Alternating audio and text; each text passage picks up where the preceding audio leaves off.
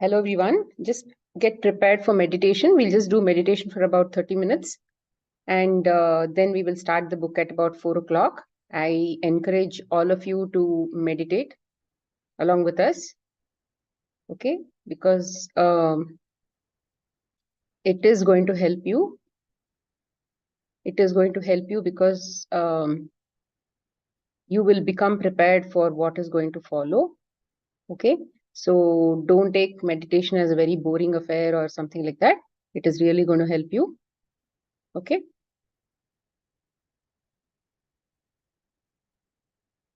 We'll start in about a minute.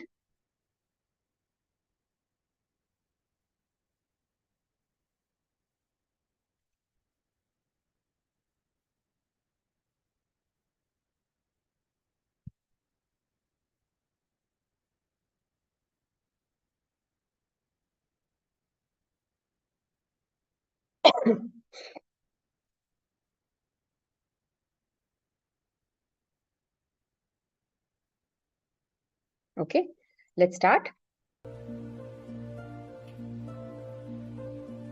Please sit in any comfortable position.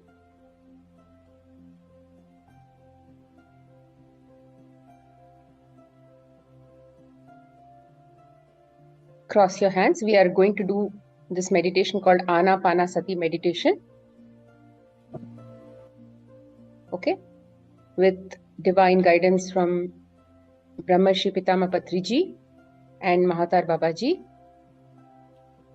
Let's get together and meditate on Anapanasati meditation, which helps us to observe our breath. Ana is incoming breath, Apana is outgoing breath, and Sati means to be one with this breath. So sit in any comfortable position. Ensure that the body is comfortable. Okay, this is a journey to rest the body and make the mind calmer so that the mind does not get a lot of thoughts. It's a journey to get to that stage. We will not force the mind to go to that stage. It is an automatic process. Okay, so get into a comfortable position, lock your hands. So this is how you lock your hands. Lock your hands like this. Keep it on your lap.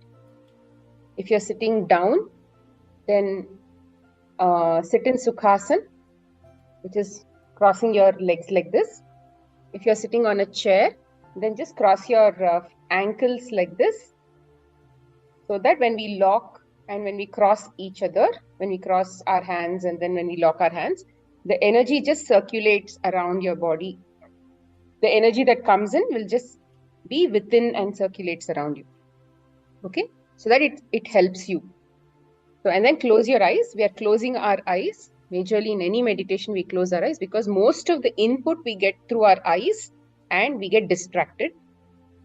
All these sense organs are an input to the mind. Okay, so let's close the biggest sense organ that we have, which is the eyes. Ears we can't close, so we'll just close our eyes. And then first I will refer to each of your body part. So just ask that body part to relax. Just say relax. And the way to relax is when you take an out breath, just take a longer out breath. Okay, initially we'll not be doing Anapanasati meditation. We'll just relax the body. Let's take maybe 1 or 2 times to go through each of the body parts and relax that. And then you'll slowly get into a very let's say the state that you go to just before your sleep, right? That deep relaxation state. You can hear everything, but your body will be relaxed. Okay, that is the state that we want to get to. We'll go there. And then once each of you feel comfortable, okay, I'm already there, karke, then you focus on your Anapanasati meditation, where you're just observing your breath. You're not controlling your breath. Okay, this is not any kriya. You're anyway breathing all the time, right? So you're just closing your eyes and now your focus is now going to be on your breath at the bridge of your nose. Breathe in, breathe out. Just observe that. That's it. And you may get multiple thoughts. Let those thoughts be there. If you are distracted to those thoughts, just keep coming back to the breath. 20 times if you have to come back, 100 times if you have to come back, that's okay.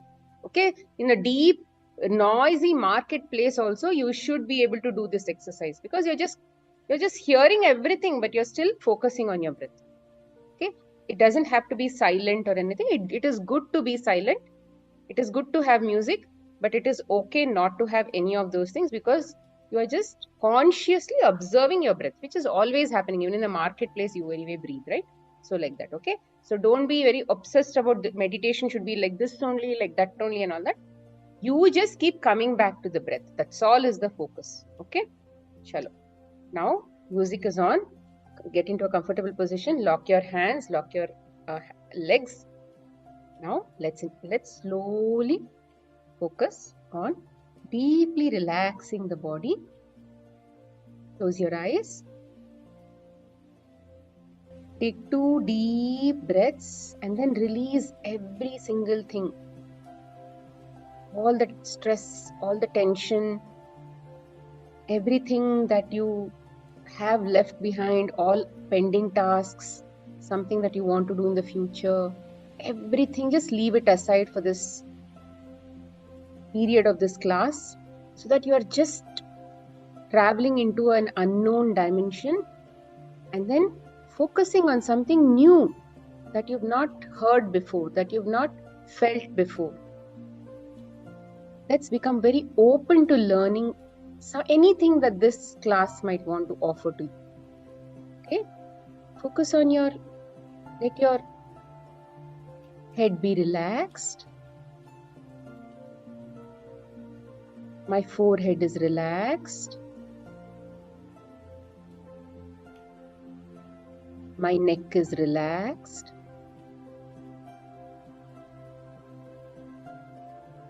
My shoulders are relaxed.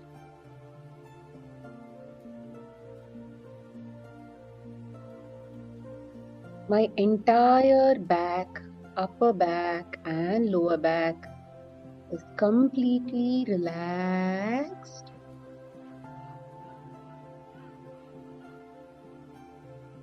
My chest is relaxed.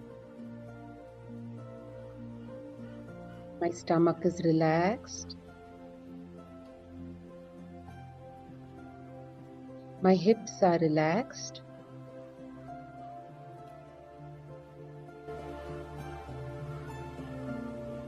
My thighs are relaxed.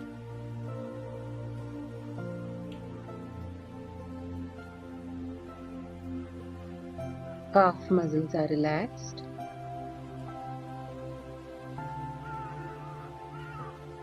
I would request all of you to remove all your spectacles if you are wearing. Spectacles should not be worn during the meditation because they hinder the energy flow. Calf muscles are relaxed. Ankles are relaxed. And any stress, tension in the bottom of your feet, the sole of your feet, just address that sole. Be grateful to the sole for constantly facing all kinds of hardships, touching a hard surface and protecting you. Be relax, relax, and relax.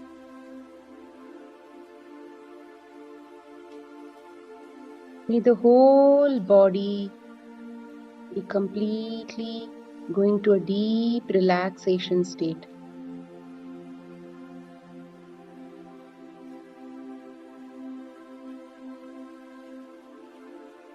My forehead is relaxed. My face is relaxed. My shoulders are relaxed.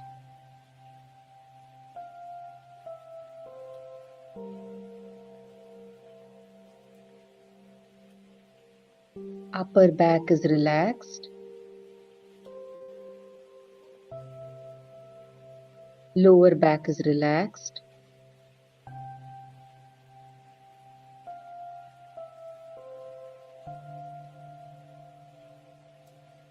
Stomach is relaxed.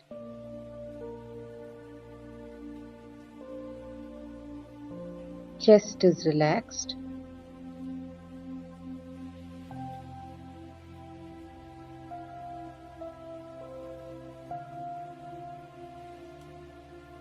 Hips are relaxed.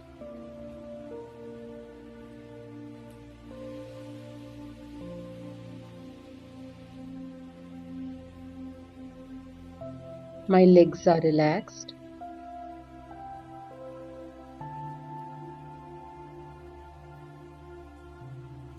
Feet is relaxed.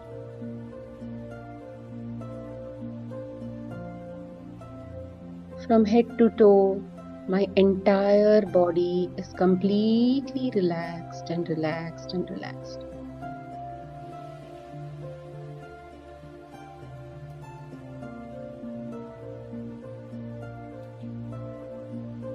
Now slowly focus on the meditation. If you want to continue to relax some more, you can do that by yourself.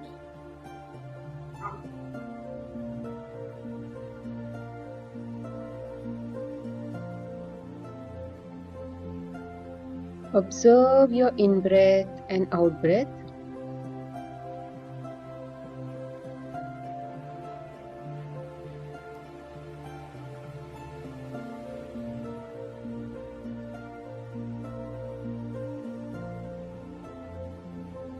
Let thoughts come and go. You keep coming back to your breath.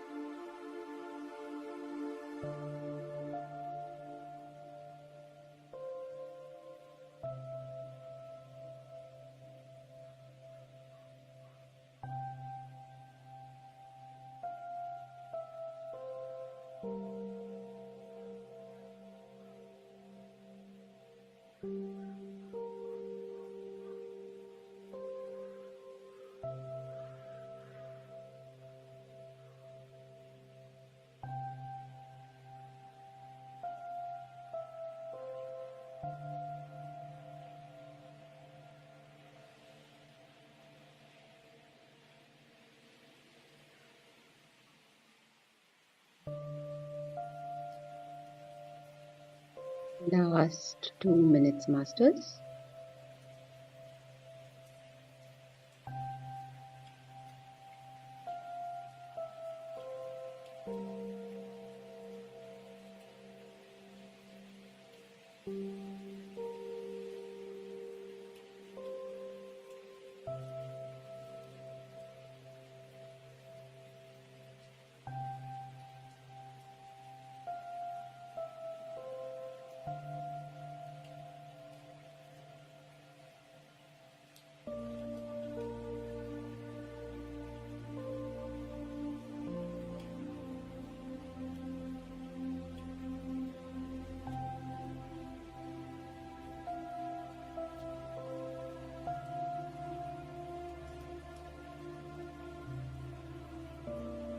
Slowly come back to your body consciousness. Feel your body.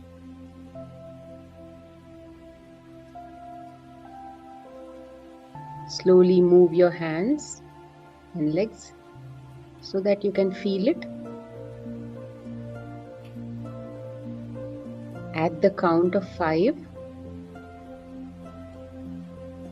keep your hands, keep your palms on your eyes, okay? When I count till 0, don't rub your palms. 5, 4, 3, 2, 1. Keep your palms on your eyes and slowly open your eyes. Don't be in a rush. Enjoy this experience. Okay? The deep, calm state that you are in, we are going to continue to be in that same calm state. Okay? And the music. Yeah, thank you. Okay, fine. My name is Smita. For people who don't know, I've been in the health coaching, lifestyle coaching space as a plant-based practitioner for over more than 10 years now. And recently, I've been doing some classes on spirituality. I've been a coach on spirituality and emotional and other areas, holistic counseling for the last many years. But only now I've opened myself as a butterfly to come out. Until now, I was just in my pupa.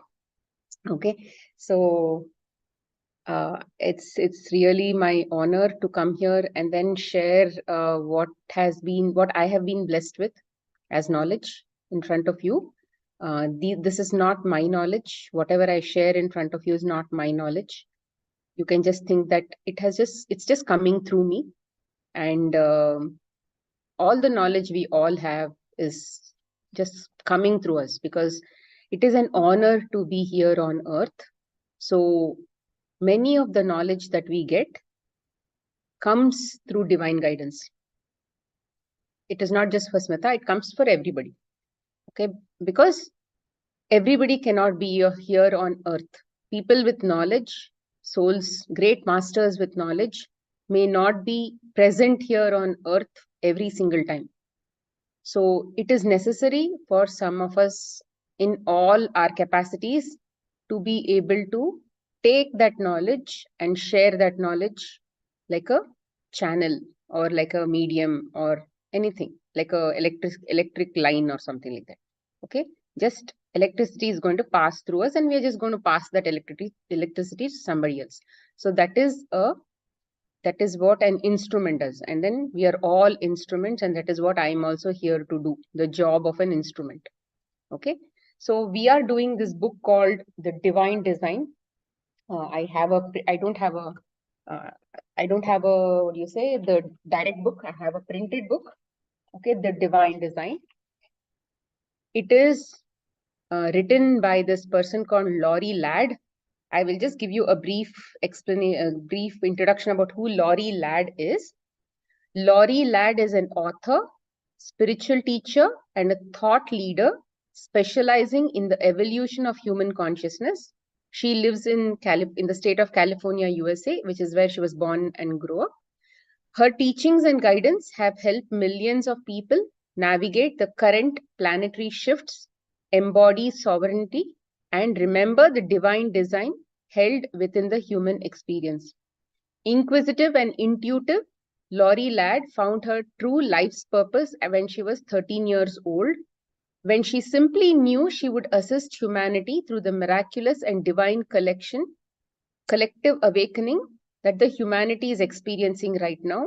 But it wasn't until 2015, after leading an almost normal life, which included a master's in psychology, teaching yoga, corporate job, and being in the normal marriage line, being a fiancée to somebody, she fully committed herself to her mission. In 2015, she launched her own platform, which includes master classes and online courses and all the social media and all of those things, where people on in all the continents resonate with her teaching and down to earth personality, and all are gathering together in this community, which surpasses 1 million people today. Okay, so this is who Laurie Ladd is, and I'm extremely grateful to this book and Laurie Ladd, who came to my life a few months back, and it opened a lot of doubts. It resolved a lot of doubts that I had, small doubts which actually nobody can answer. When the answers come from within, it is like really good. It is like that aha moment.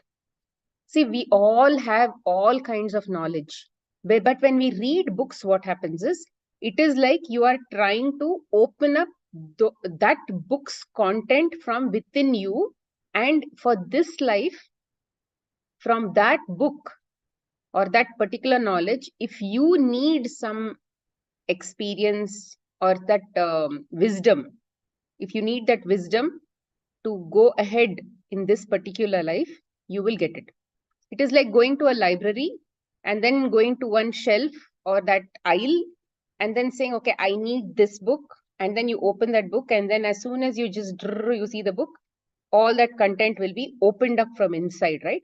That is what we are doing, which is why we need to read books. The more you read books, the more parts of that library will open up from inside you. So if the whole library is opened up, then imagine that you have already got the entire knowledge. I mean, even if we say entire knowledge, it's always a subset of the whole. Okay, we will never get into that state of wholeness. It is only the God, that Paramatma or that Mula Chetana, whatever we call, right? That Mool Chetana.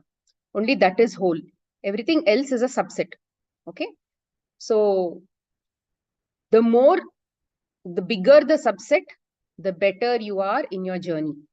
So how will that subset become bigger and bigger? You have to switch on the light of your library.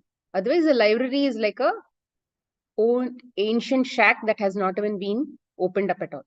So you need to take the time to open up, switch on the lights of different parts of your library. And you don't know which part of the library you want, which part of the library you don't want, right? Before we read a book, we really don't know what is inside the book. And as we read the first part of the book, we don't know what is in the second part of the book. So like that, we are just switching on the light like this and going. So this is what we are supposed to do. So like that, some parts of my own library got switched on, and I was able to connect to many of these things. And of course, when I read this book, I was able to relate to some things that came to me from some few words that Deepti Nadella had used in her Tattvamasi classes. I was able to connect. When the book came to me, it just naturally came to me. There was no connection, nobody. I think it just came to me from some WhatsApp group. And suddenly I found it very attractive. And I just opened the book and I started reading and all that. And then it caught my attention. But when I was reading the book, I realized that, oh, I've actually heard this somewhere. But when she told that also, I understood. But it became more deep when I read it. So that was my journey about this book. And recently I felt like I had a deep inner desire to rather deep inner calling to take this book to everybody. And then it came off. Okay, the desire came, or I should not say desire because it's not something that I planned or something. It just came because I don't have anything to take away from this class. I'm not doing this for money, and neither I'm doing it to get extra clients or something like that, because this is a very deep concept where it's not like I can teach these things to in one-on-one classes or something. So I don't have anything to take away by you coming to this thing. So it was not a desire. It was just something like it came from inside, and I was just answering that call. And when I read it, I understood everything. Because sometimes knowing it, when you're trying to understand it, it is very different. Versus when you put words to it, it's another thing. So recently, I was actually going through the book once more. Okay, I'm anyway taking this class, so let me just go through, kind of thing. And then some of the concepts were like, how do I even explain this? And then in my magic book class, Uma's daughter, right? She was asking, Amma, what is, Smita, she wants to know what is fifth dimension or something. Until that time, I was trying to tell myself that, okay, when I sit for the class, I'm going to get help from the masters, and then I'll be talking. That was another thing. But then there is that ego also, which wants clarity, which wants planning, which wants everything to be very ordered and organized before you actually go into some class, right? So some part of me was trying to organize things, and then it did not sit with me in terms of how do I basically explain this concept to people. And that's when she asked me the question, I told the child, no, I'm going to explain it in divine design class. But then she insisted that I wanted the answer. At that time, I got a different example, and I told the child. But to me, it was a huge learning, because until that time, I was trying to understand how do I explain this to people, because I was trying to put my own conscious mind and trying to put words around it. It sounded very difficult for me. But then the answer, that particular experience, what it showed me was, when time comes, answers will come inside us. The way to explain also will come inside us, that we will be able to explain this to a fifth standard child also. So concepts are not complex. It is about how we explain it. It is about how much you are able to receive it. Okay. I don't know whether the child was able to receive or no, but for me, it was as if the masters were trying to tell me, why are you bothered about how this is going to be explained to people? You are going to get the words, and then you're going to talk about it. That's it. So whatever comes into my mind, only I'm going to talk, right? And this is not planned. I haven't planned even one single sentence of this book. It is not like I have made notes or something like that. Okay. So, but initial part, in terms of Laurie Ladd and all that, I definitely picked it up from the internet, because it's not like I know her personally. But I'm extremely grateful to her and the Galactic Federation of Light. We will see who those people are, and who channeled this book to her. And she got a download of this book, and then she was able to bring it into a book form. So I'm extremely grateful to all of them. And this is a time when many such books, very radical books, are coming down to earth. It is already there, but it's just that it is being revealed to most of us. And whatever was not available in the past has become made available right now. Why? Because so that we can wonder who we really are. Till now, we really did not wonder who we are. We are just thinking that we came here. Being on earth is just an experience. We come here, we go through some 20-25 years, and then we get married, we have babies, and then we have another journey of rather working, growing those babies, sending them to college, again their marriage and grandchildren, and then dying, and all of those things, retirement. This is not why we are, right? We are not here for that. It is not as mundane as what it is. So, and what is happening in the current times? What is actually happening in the current times? We are going through a yuga parivartan, or you are going through a planetary shift. And planetary shifts have happened multiple times in the last thousands of years. And now, during this planetary shift, obviously there is a lot of activities that happens to take the people from the previous level of consciousness to the next level of consciousness, which is a huge jump. Like, for example, if you take from Satya Yuga to Treta, from Satya Yuga to Treta Yuga, there was a shift that happened, a downward shift. Okay, there was a downward shift. Then from Treta Yuga to Dwapar Yuga to Kali Yuga, from Kali Yuga we are moving back to Satya Yuga now. Okay, so there's a huge shift. So whatever knowledge was made available, whatever intuitive knowledge was there during the Satya Yuga, that was slightly lost in the Treta. It was even more lost in the Dwapar Yuga, and then it was even more lost in the Kali Yuga. But now we are in the opposite movement. Okay, we are going back.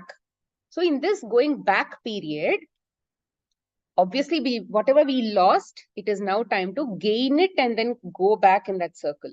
Okay, so now obviously, because we have to also gain knowledge and then start to become those people who start to be those bodies, right? Souls have always been there. I mean, we as souls have always been there across these shifts. But now we are again going through a shift. So our body has to now get accustomed to this new shift. So we will explain what is happening in the current times also as a part of this book. And then, why are you here on the planet? Why am I here on the planet? Why are all these people here on the planet? You may think that, hey, I'm just leading a normal life. But your normal life is actually making a huge difference on the planet, because you are not a spare part. Okay, you should never think of yourself as a spare part or somebody who is very insignificant or something like that. It is not at all like that. Even if you are a housewife, even if you are basically not doing anything, just taking care of a child, we are really important. Like, for example, let's say something happens to my pinky finger. It will become very difficult for me to maybe do many activities without this pinky finger. But then we really did not think it was so significant, right? Take any part of your body for that matter. We are obviously, they all have a significant role to play. We may not be aware of that part on a day-to-day basis, on a minute-to-minute basis. But then it is very important. Like, for example, insides of your mouth. How aware are we about the insides of our mouth? We are not aware. But let's say you get an ulcer inside. Or let's say something happens in your throat. And then just small particle of, let's say, some fiber is stuck in your throat. A small apple or something is stuck in your throat. You won't be able to rest at all, because it's now going to become really difficult. So like this, the entire body has its own role to play to ensure that this whole body is functioning as a particular unit. Similarly, for the whole earth to be functioning as a planet, and you living on that planet, okay, it's not inside the planet also, you're living on the planet, and the whole cosmos working in a particular order, in a certain fashion, definitely has something to do with you being in the place that you are. Okay, so that is one thing that you need to understand. I may not know how important I am, but I am important. That is one of the messages that you need to really get. You don't have to know how important you are, but you are important. And your journey is to basically rediscover yourself, to discover who you are. And the more you discover yourself, the more obviously your conscious mind will feel good about it. And the more consciously you are aware about who you are, the better you will be able to navigate on earth. Okay. So this particular book will help you find many of those answers. And then, since I told you that we are all souls and we've been living our life through many centuries and eons of journey, millions and millions of years, you will also, some of you may also get a deep remembrance of who you truly are. And then you may also get some memories of your own, or become aware of your ancient past, your ancient knowledge. Maybe you will be able to get connected to some small things that this book will come to you. For example, let's say in some family journey or something, if somebody is telling a story, then you'll say, oh yeah, even I was part of that. I was part of that picnic, and so like that, right? So when the story is being revealed to you, you may also understand some of the roles that you may have played in this whole game.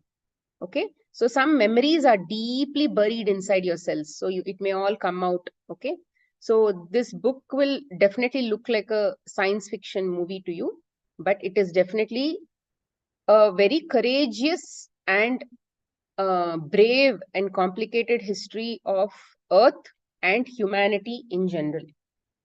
Okay, and now here we are going to be ready, and then we'll be witnessing the design and this creation of Earth, and then creation of the human body, creation of all the living organisms. And then we will, so there are about 20 chapters. Okay, in these 20 chapters we will also see, and in my classes I have been definitely referring to fifth dimensional state of living, third dimensional state of living, duality, oneness, all of those things I've been talking about. We'll be definitely discussing a lot in detail about um, if how did we fall from that oneness state to a duality state, and then in my experience, why could that be, and then in Laurie Ladd's experience, or the in that book wise also, why that is, and then in the last 10,000 years of evolution as Earth and humanity, how that consciousness has been shifted back, how we are planning to shift back to a fifth dimensional or oneness state of living. How did we fall, and how are we in the process of rising? Okay, we are going to be talking about that. When we say uh, what is the word evolution, all that also we will discuss as a part of this book. Okay, and these these concepts are sometimes complex to grasp to some of you, but it's okay, we are going to handle questions. And then Laurie Ladd has this unique gift. She has made it very simple and put them into words, which is actually very difficult, but she has put them into words. And then when I read it, of course, I have understood it to whatever percentage I have understood, and I'm going to give it to you to whatever percentage I have understood. I'm sure you will be able to understand it with whatever percentage you may be able to understand. And this book also includes information that will help you navigate your human journey, and it will also help you understand your shift in consciousness. So you can measure, today is the beginning of the chapter, beginning of the book. By the end of the month or whenever we finish the book, you can measure yourself. Every day, if you have any experiences, any shift in your thinking and all that, write it down in a book. Okay, so that you will also be able to understand how my consciousness is shifting. Where was I and where am I today by the end of the book? It will also open your heart chakra.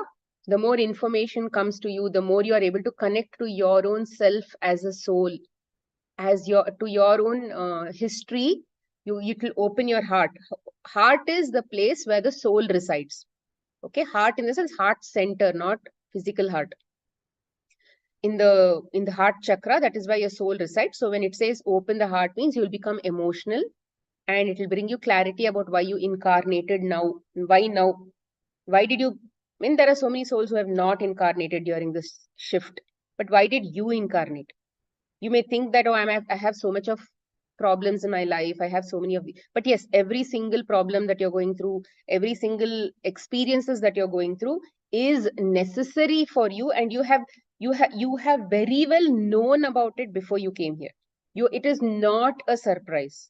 Okay, your conscious mind may be in surprise, but you have definitely planned this and you have come here, and the role that you have to play in this great awakening of this planet Earth, every single thing we will learn here. And what this book will also show you is, it will help you get a deeper understanding of your own life, so that you can apply that. When that, wow, really, oh my God, this is what I was thinking. Oh my God, all my problems seems to be so minute. Are they even problems? I don't even look at them as problems. That kind of shift is going to happen. Okay, it is going to help you get a deeper understanding of your life. And it's going to help you remember who you truly are, so that you can understand your personal power that is within you, and that you are infinite, that you are a soul, and you are infinite, and how you are stuck to your limited thought processes. Okay. And then how you can continue to focus on your spiritual path, and how all of those things. And then what is taking you away from that uh, sense of who you are, and what is not.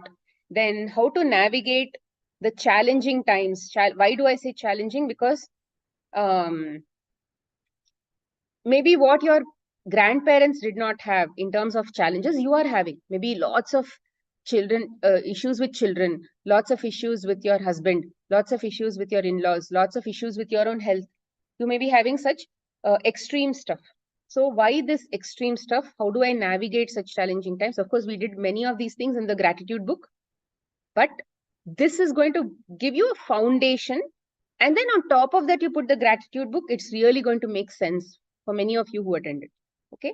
And then accept and love yourself the way you are. That is very important, because everything is an experience.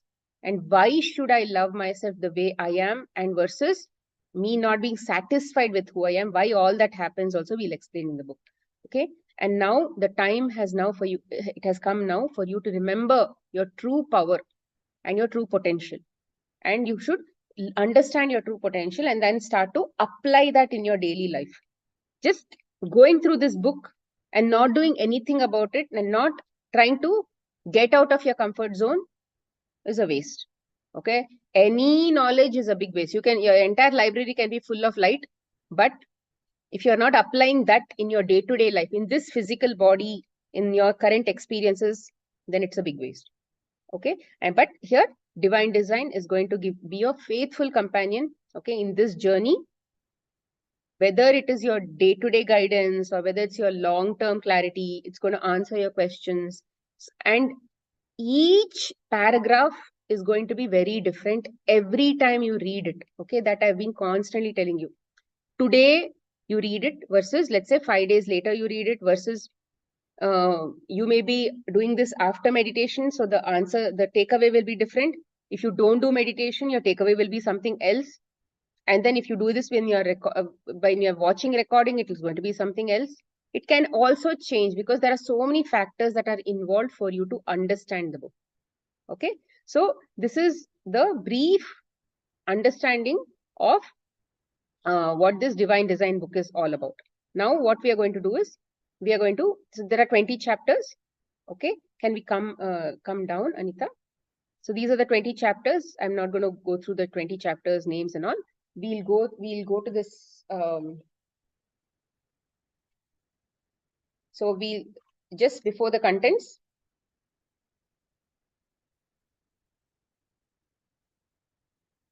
Come down. So today there is not much questions to take, so we will just do a lot more. Okay, here stop. So the divine design, untold story of Earth's and humanity's evolution in consciousness.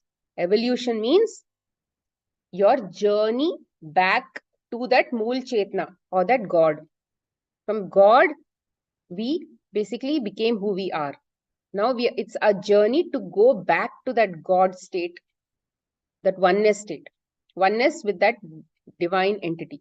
Okay, that God. Okay, and Laurie Ladd has written this book. Down. Come down, please. Yeah. So copyright off. It's okay. I don't need this. Next page. Yeah, here we will stop. I dedicate this book to all the courageous humans navigating their miraculous evolution. Evolution. Okay, we are now going back to that journey, right? That miraculous evolution. She's dedicating this book to all of us. Thank you for your courage. Thank you for your commitment and compassion to take one step in front of the other and lead humanity into a new world. So you are doing a huge work. You may not understand it. Okay. So we'll go to the introduction.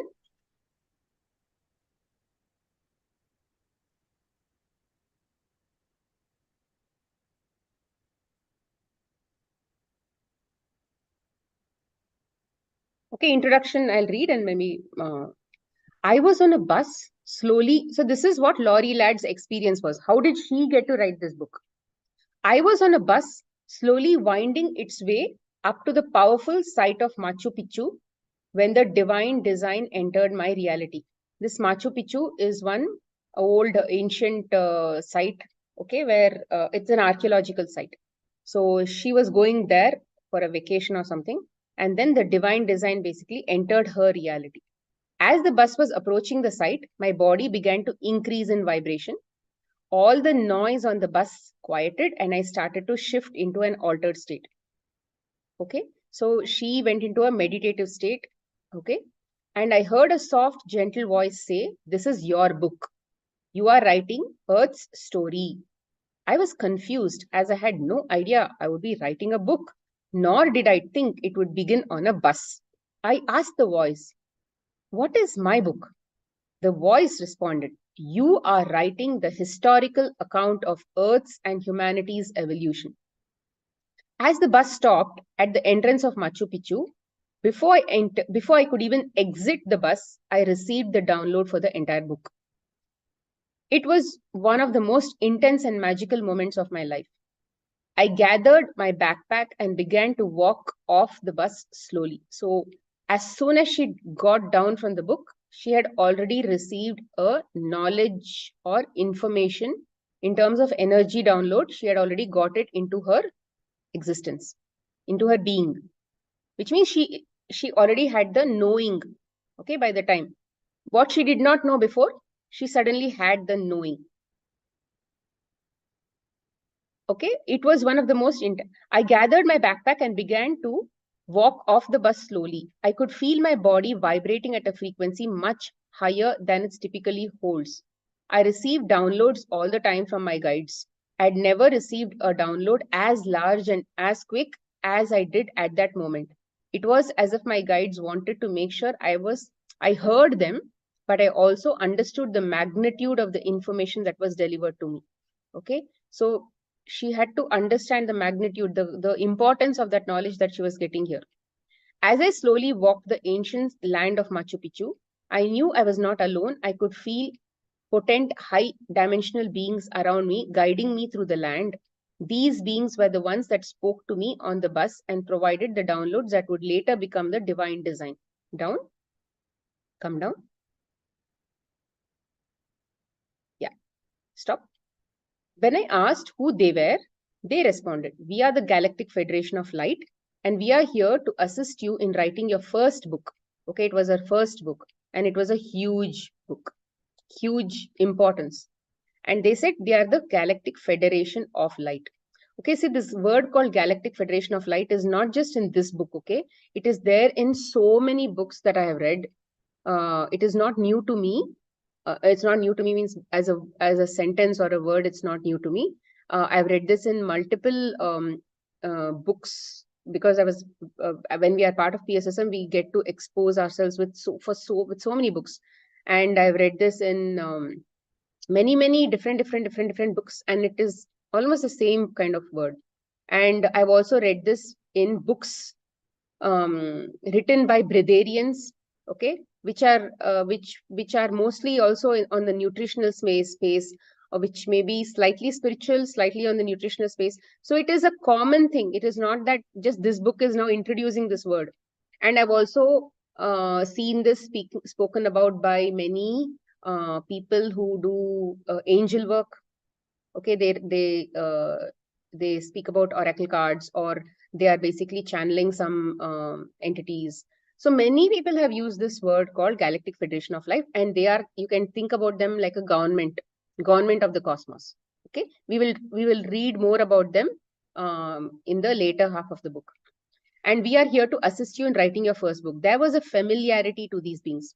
Why do they look familiar? Because we are all souls, right? For her also it was familiar. Maybe when they come to you, even it is going to be familiar to you also. You have forgotten yourself when in this body, but when you go back to your own soul state, you will also remember, because we are all part of the same source, right? So you will remember all of them, you will know all of them, who, in case you come across any such beings, you will also be familiar with them. You don't have to be fearful in case you have meditation, you are doing meditation and they come and talk to you because you have some role to play. Because all of you who are attending this book session have some role to play. Why are we here? Nothing is accident in the universe.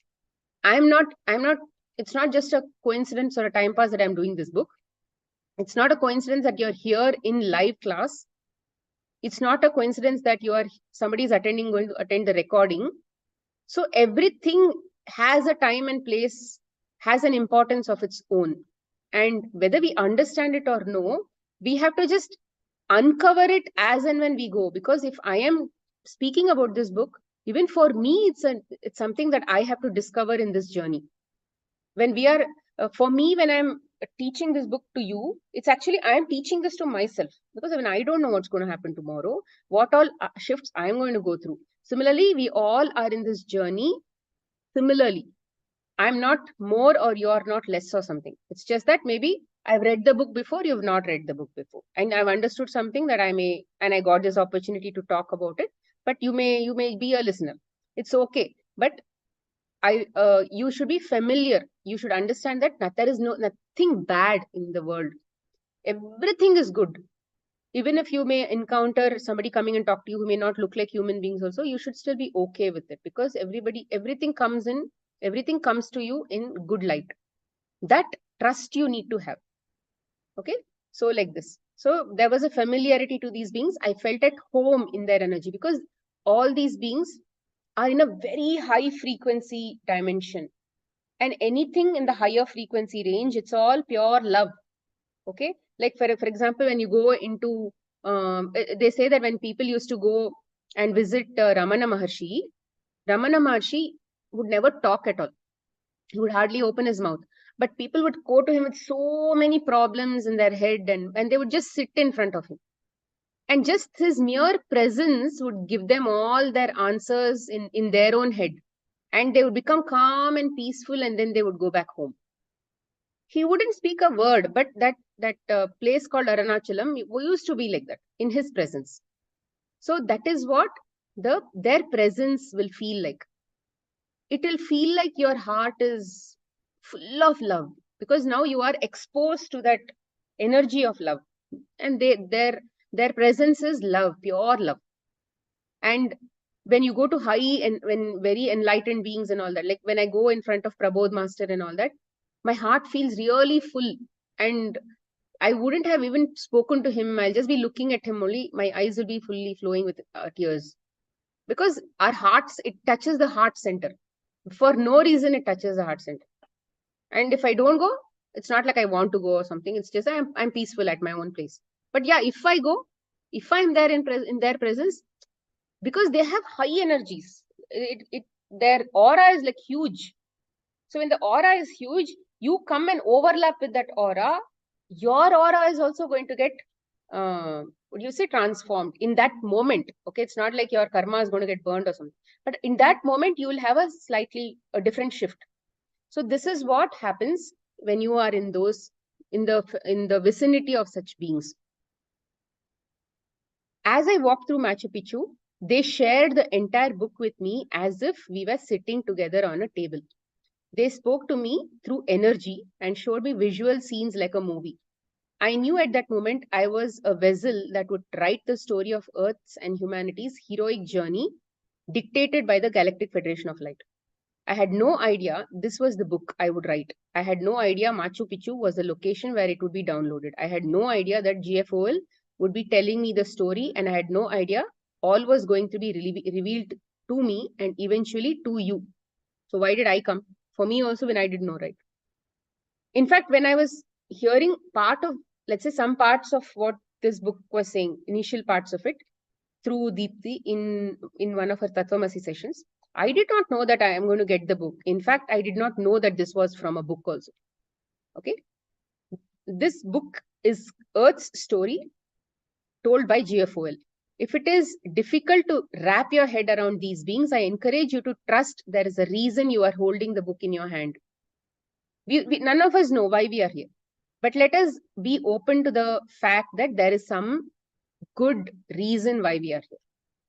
I had never heard of most of the important information that they provided to me. It was very complex. I received many concepts that I had to sit with for days. Imagine, we are reading it in a book, nice English and all that. But when it comes through energy, it is not English. It is just knowing, inner knowing. How do you put that inner knowing to some sentences which nobody has seen in a book so far? That is what is called complex, and that is a brave step to bring that to the world, which nobody has seen, heard, whether it's going to be accepted, whether it's not going to be accepted. Yeah, but to make some new knowledge come to earth, somebody has to take that brave step, and then somebody has to go and then circulate it, somebody has to distribute it, somebody has to make others known. That is what she did, and she was chosen. Rather, she had agreed to it before she came here. I had never heard of the information. It was complex. I received many concepts that I had to sit with for days, sometimes weeks, in order to break them down into digestible concepts. I drew graphs, pictures, diagrams, anything that would allow me to dissect and understand the complex information I was receiving. My brain would twist like a pretzel, trying to comprehend why and how certain events occurred. See, we all need logic, right? We all need that one after the other. This happened, next this happened, next this happened, next this happened. So like that, we all want that kind of linearity into our head. But when information download happens, it is not linear. It is all like a bunch of stuff. It was my role to simplify the complex concepts into basic and digestible terms. It was imperative to create a book that any human could pick up and understand. The Divine Design is a short analysis of what has transpired over millions of years. Our history is much more complex than what I was able to summarize in the Divine Design book. Please see the book as a cliff note version of a very complex and very detailed history of Earth and humanity. See, I have read some more books also like this, but this is a starting point for you. Once you're able to read this book, you may attract other books which are going to give you far more detailed information also. Although it plays out like a science fiction book, everything you are about to read occurred on Earth and you have memory of it all. See, many of the parts of this book will actually tie in with what was explained in Bible or what has been explained in our own Bhagavatam and all that. Our own evolution that happened over many yugas, our Dashaavatarams and all that. Many things we have read, right? Somewhere here and there, we will be able to comprehend. But because I am not an expert in the Shastras, I may not be able to map every single thing in our Shastras. But if I get information in between these in the book reading, I will definitely deliver it to you. But today, I may not have 100% information. I'm only telling you what is currently there in my head. Although, this book spans about 10 to 15 million years from the human linear perspective. Okay, linear perspective. Technically, we are all there is only one now moment. We've already talked about that in the past. There is only one now moment. There is no past, there's no future. But for us to understand from a linear perspective, it is 10 to 15 million years. Which, if you go to higher dimension, when there is no concept of time, it doesn't matter. But for us to understand, because we understand only that, no? So 10 to 15 million years from the human linear perspective. One of the qualities required for reading this book is an expanded perception of time. Drop your logical mind. When we redid the magic book, what did we say? We said, you believe in magic. Then you'll be able to do gratitude. Here, you should drop your logical mind. If you don't have to understand everything like as if you're writing an exam tomorrow. You just have to understand that English, that's all. Okay, yeah, if I don't understand that English from a logic perspective, today or tomorrow it's going to come to you, because you may not, everything needs energy for you to understand that. Some things may just come to you as sentence, but that, oh yeah, kind of understanding may come maybe tomorrow, day after tomorrow. It's okay. Just let it sink in. Your time frame is linear, thus long and slow.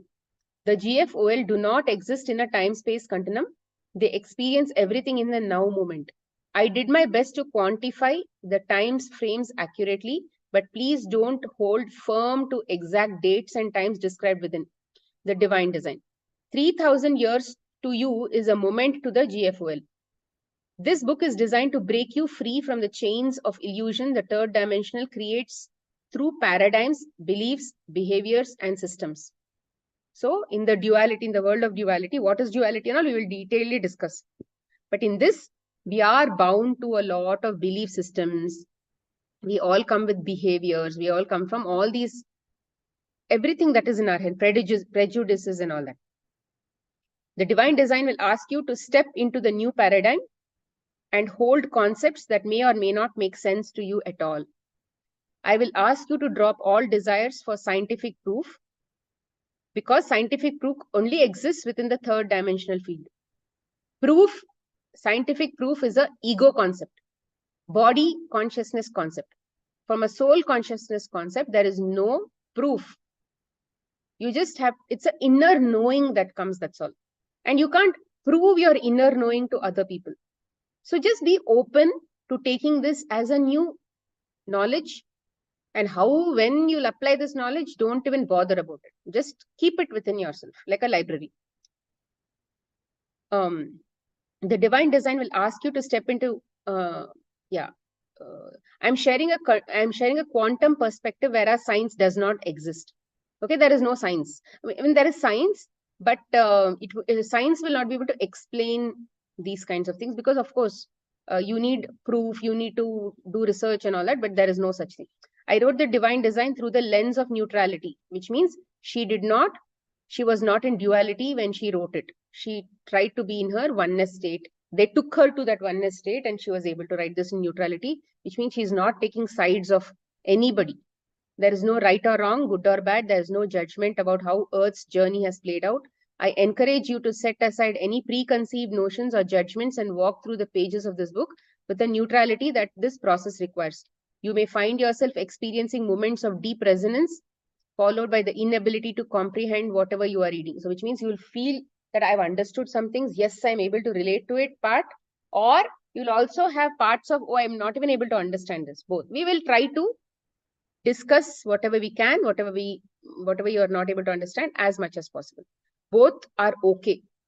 Any experience is okay. There is a reason you are holding this book.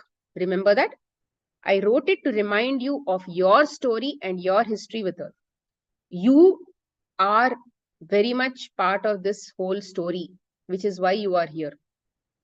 Okay, you may not understand when, how, what, why, but just trust that you are there. As you read through the divine design, I hope it resonates deep within your being and activates a knowingness you have always held within your body. I hope you find your story within these pages. I hope it reminds you of how courageous and committed you are for being in this physical form.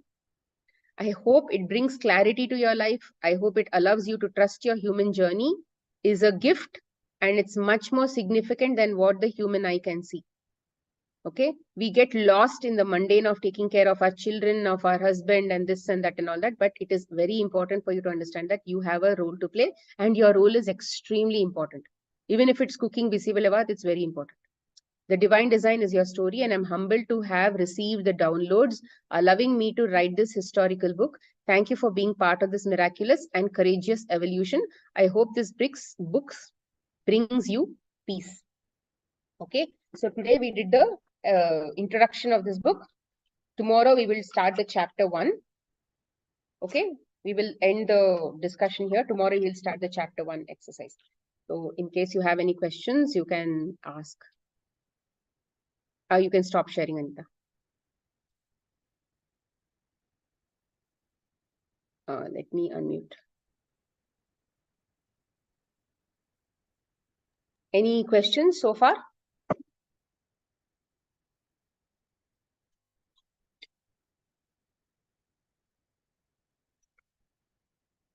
You can unmute yourself, Nidhi. Deep gratitude, ma'am.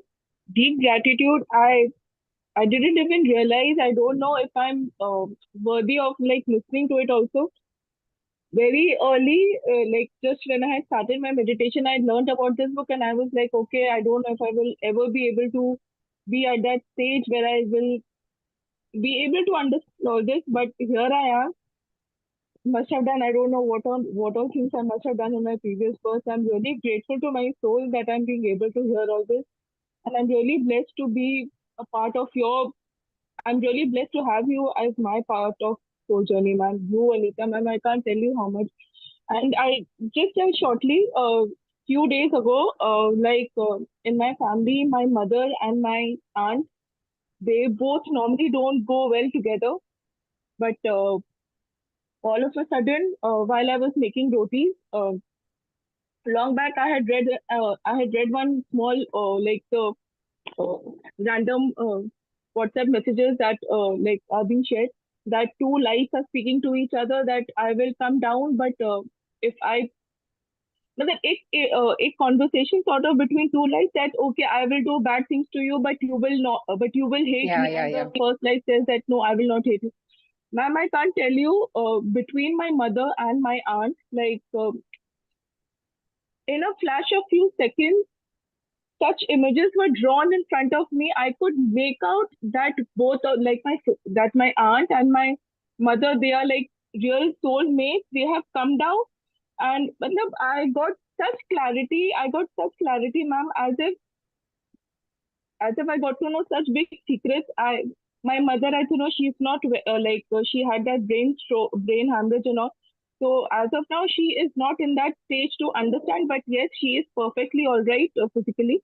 And I told my aunt she's meditating. She was literally into tears. I was in tears, as if we have understood life's biggest secret. Because for my aunt, my mother was the main, like she is doing meditation since last many years, and she could understand that there is some karma, as that is why my mother and my aunt, they are like in one house and everything. So like many things got cleared now. Amazing. So Yeah. So it's just keep observing and just keep enjoying, and the more and more such revelation happens, more cleansing also will happen. Thank you, Nidhi, for sharing. Anybody else?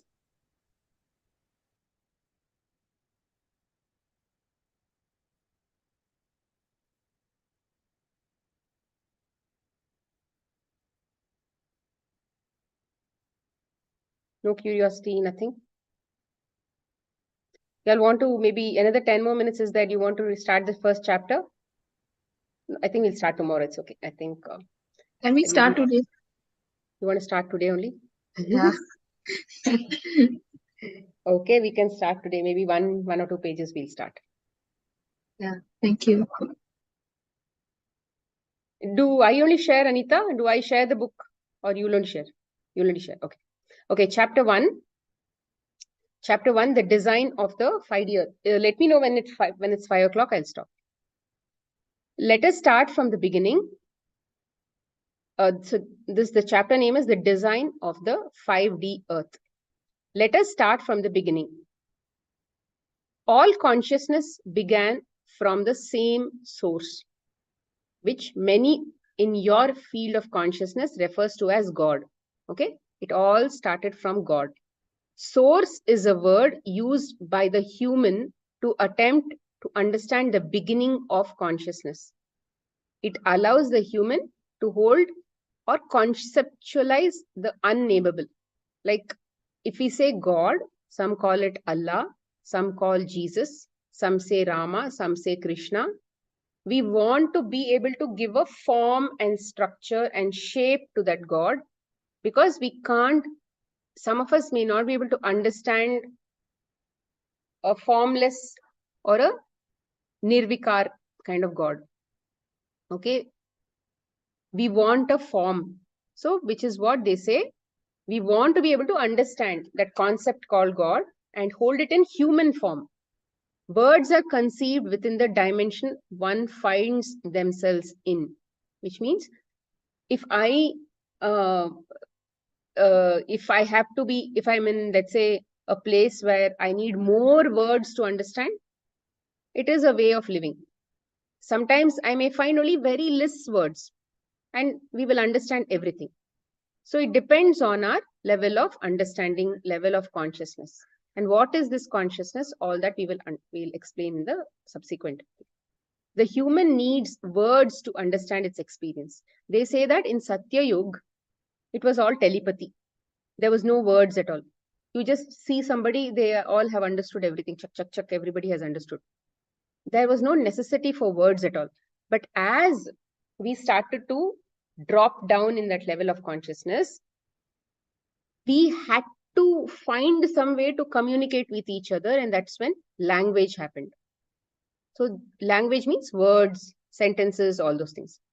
The human needs words to understand its experience. So like I said, when I read the book, I had the knowing, I had the understanding, but how do I put that in words?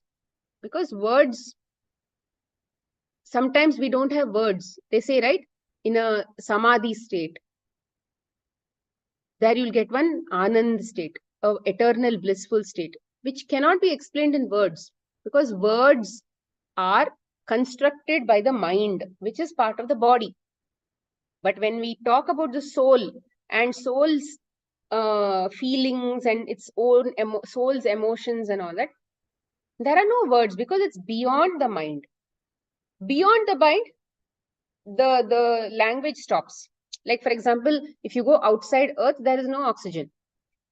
Beyond that, there is no rocket doesn't need any fuel or something. It will just keep based on some what do you say thing.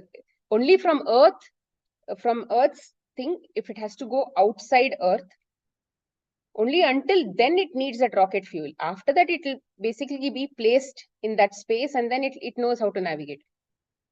So like that beyond a certain point, there are no words. So how do you explain that? To explain that, you needed some language. Throughout this book, we will use human words to describe that which has no name. Even to talk about God, because God cannot be described. God is something to be experienced. You can't describe that with, if you start describing God, it means that you have already lost it. In Patanjali Yoga Sutra, he just talks about samadhi state. He doesn't go beyond that, because there is each person's samadhi state experiences is a soul's journey altogether.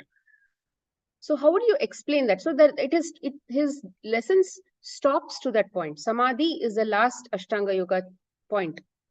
Beyond that, it's like unnameable, unexplainable. Once they start explaining that, it becomes more his own ego stuff, his own experience. It doesn't become a general experience, because there is no general experience in this. Each one's experience is different. So you can't explain. So here they are putting, to explain something that you have to understand, they are putting words. But let us not limit that to words. It is beyond those words. That is why they say words may come to you, but it may trigger some knowing within you which you cannot describe into words. That may also possibly happen. Source exists as a vibration, a soul tone, a single breath that never stops, a heartbeat that continues to expand. Just think that everything was standstill. Okay, everything was standstill, and then suddenly something started beating. Think like that. Everything was nishabdam. Everything was standstill. Suddenly, dub dub, lub dub, kind of some shake happened. Some small vibration happened. Some shake, some vibration happened at that source, level. Okay, an unmanifest source suddenly started to manifest himself. Source is a single vibration that has no beginning and no end. God, okay, he has no beginning. Why do we say he? Just as a colloquial thing. It is not like I'm talking about God being a male or something. There is no gender or anything. Just for the sake of clarity, we say he. We can say she also. Source is a single vibration that has no beginning and no end. There is no definition, there is no description, there is no label. It's just is. It is there. What is that? How is that? What? All that, there is nothing. You can't explain. It is just is. This is God. It exists in no time or no space. And yet it holds everything. Even in Bhagavad Gita it says, right? God created Prakriti. But God is not Prakriti. Like that, God has created everything. God has basically, it holds everything. It is made up, everything is made up of God. But God is not that limitation. God has created all this limited stuff, but he is not that limited stuff. Something like that. It's like the Prime Minister may be running the whole show. The Prime Minister may have this state ministers and all of those things under him, but he is not that. He's not playing that role. He's playing some other role, like that. So God, if you think, is just a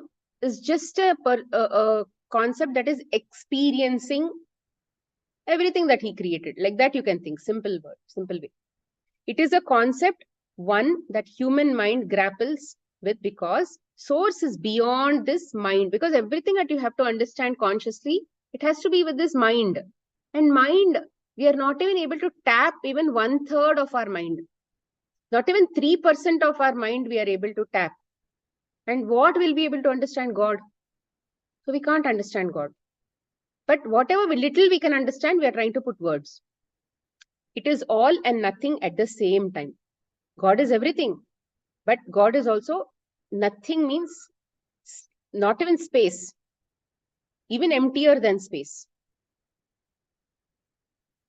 Humans have touched the spark of source, entering its one unified field of nothingness. They say, right, shunya.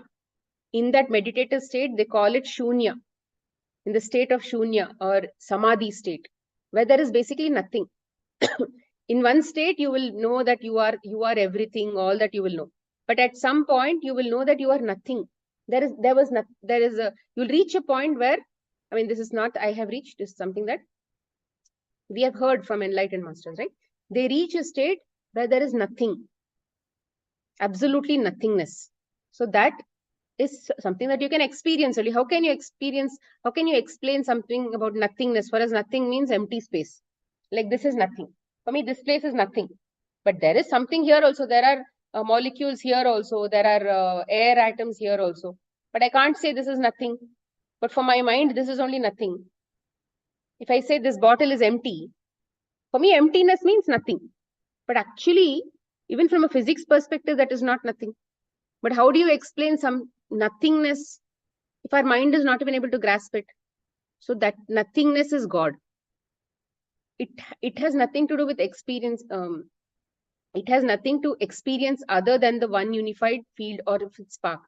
As one unified field, it can only experience itself by existing outside itself. So God, like how Bhagavad Gita also explains, that God, once he wanted to experience his own creation, just think that God is like this, oneness. Let's say this is male form of God. Male means, let's say, generally nothingness state of God. Now suddenly it became like this, and then something started to come out of God, and let's say this is called Prakriti. Okay, there is all this, everything else, the creation, everything here, a part of God, where everything else is, let's say, this part. God, one God became, let's say, he created this, but he is watching. A part of God is still watching. He's watching whatever he has created. Now this is going to go into multiple actions, like this, like this, like this, like this. 1 will become 2, 2 will become 3, 3 will become 4. Like this. From here, it will expand like this and go. But what is this? This is also this only, no? So this is what we are talking about. Everything is God only, but this God is not this. He's a person who's watching this whole thing. So that is what they explain here. When the human consciousness enters it, there is a feeling of complete bliss and oneness. There are simply words. These are simply words to describe, which is difficult to describe, which is what we spoke about, no? Some samadhi state. Source exists in the space of oneness. It has nothing to experience other than the unified field of its spark. Just one spark. As one unified field, it can only experience itself by existing outside itself. Source uses individual sparks of its own consciousness to experience itself. So basically what happened was, let's say there was one God, there was nothing, zero, in that zero state. From zero, suddenly it woke up in the form of a thought. Okay, one vibration started, and that vibration you can call it as thought. One thought started, and that thought picked up, which is again energy. And then what happened?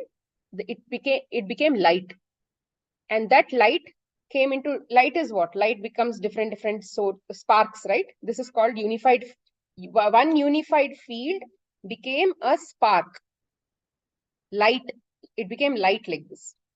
Let's say there is one dot here, one dot here, one dot here, one dot here, one spark of light here, one spark of light here, one spark of light here. All these multiple sparks of light, what it became? It became different individual units of the same God. Now God is God is expressing himself as this spark, spark 1, spark 2, spark 3, spark 4, spark 5, spark 6. Now there are, let's say, 6 sparks here. I mean, there are thousands of sparks. I'm just saying, just for the sake of explanation, I'm just saying 1, 2, 3, 4, 5. Like this, different sparks just emitted from that one unified field. We are done. I mean, it's 5 o'clock. Okay, we will again explain from here tomorrow. Yeah. Okay, just think that when this concept is there in almost everything. You can call it Big Bang theory, or you can call it even in the Sri Vidya tradition, like from the center of that Sri Yantra is the dot. From the dot, if you expand, right, you come to the end of the Sri Yantra, the periphery of the Sri Yantra, which is what is different creations and all that. Then evolution means going from the end of the Sri Yantra to the center of the Sri Yantra. That is journey. The journey from the center to the end is called involution. The journey from the out to the in is called evolution. Now what are we doing? We have all distributed ourselves outside. Now our journey is to go to the center point, to the Shiva and the Shakti, merging of the Shiva and the Shakti point. Which means we have to find the Shiva and the Shakti's merging state inside ourselves only. The sense of balance of the female and the male energies inside ourselves, to that center point. Ardhanarishwari Shakti. That half male energy, half female energy, right? That state we need to go to. In that state, when God was in this state, right?